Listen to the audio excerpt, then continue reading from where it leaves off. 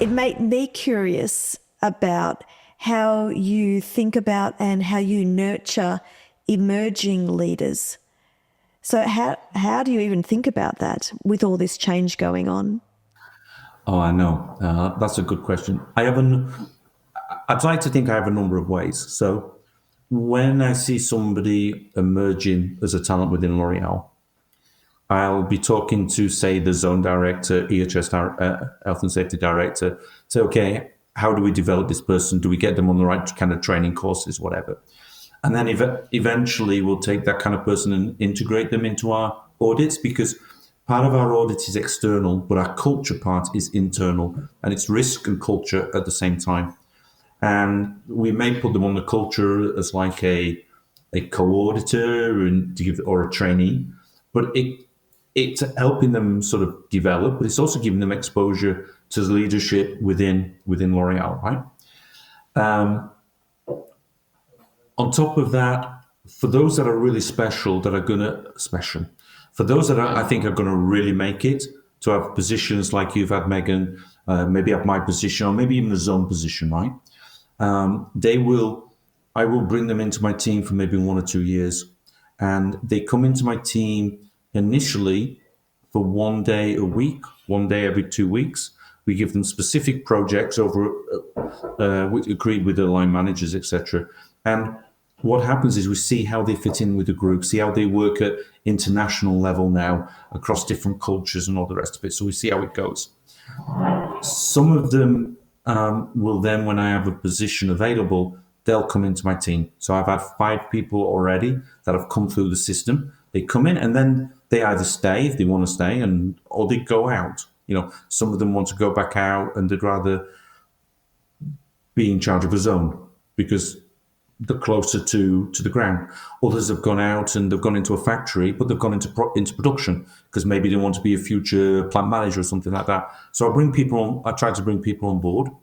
What I've also done within the system is created a training program globally for all the EHS people. We call it EHS Excellence. And it's a 1-week program, and it's delivered by the senior EHS leaders to the EHS people, professionals coming through, just joined L'Oreal, etc.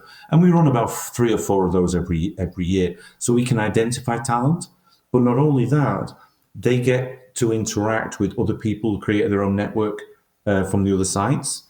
The people at zone level get to see the emerging people in their zone, because I can't have an eye on everybody all the time. So we need to trust them. So we sort of have that kind of system within L'Oreal. And even the other day when I was over in Japan, I was with the person who's responsible for EHS for a country level. And the fact that he spent a week with me and I spent a week with him, we both learned from each other, because I learn all the time, right? And then even now, the other day, he asked me a question, which was like a mentoring type of question. He just sent it to me on Teams, and I answered. And my door's always open. I have no closed doors, right? It doesn't matter where somebody is within the EHS organization. If they reach out, they ask me a question, I'll answer. Sometimes I have to be careful and say, well, look, you've got to go through your zone director and ask that one for that kind of question, because it could be, especially if there's an impact that's wider than just their site or just advice for them. So, and then externally, I mentor people.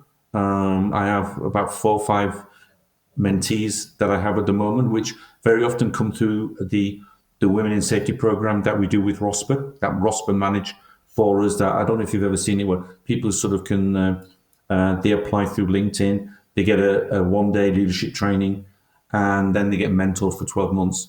So originally it was paid for by L'Oreal, and then around about 6-7 months ago, Nike joined us.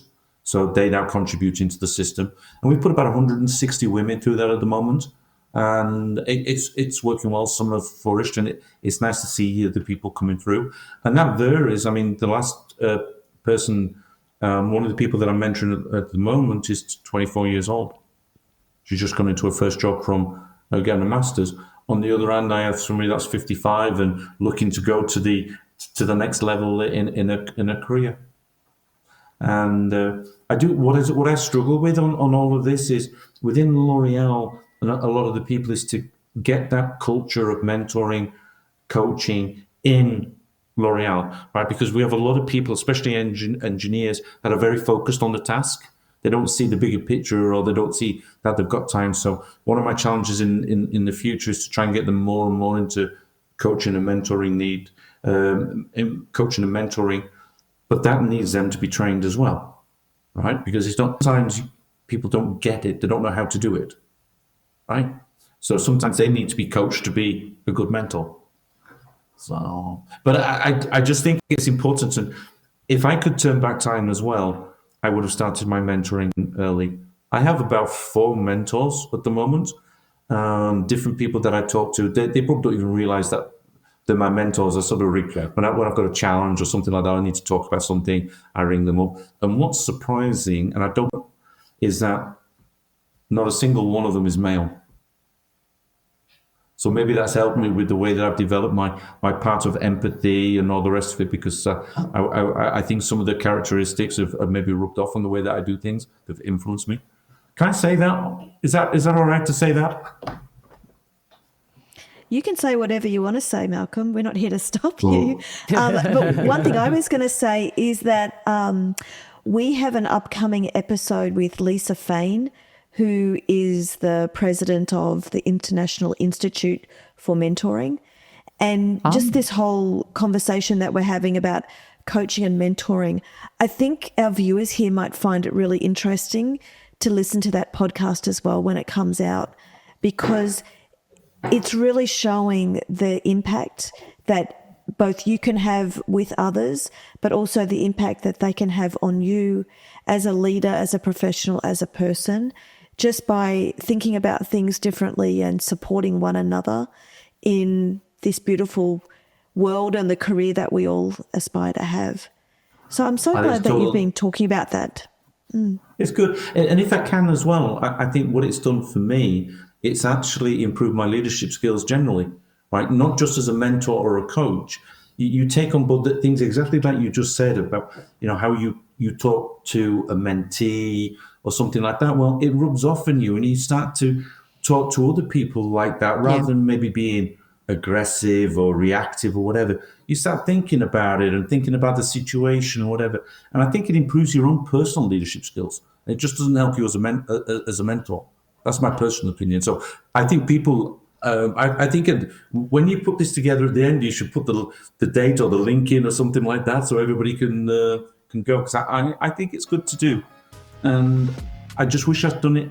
I started earlier, if I'm honest with you.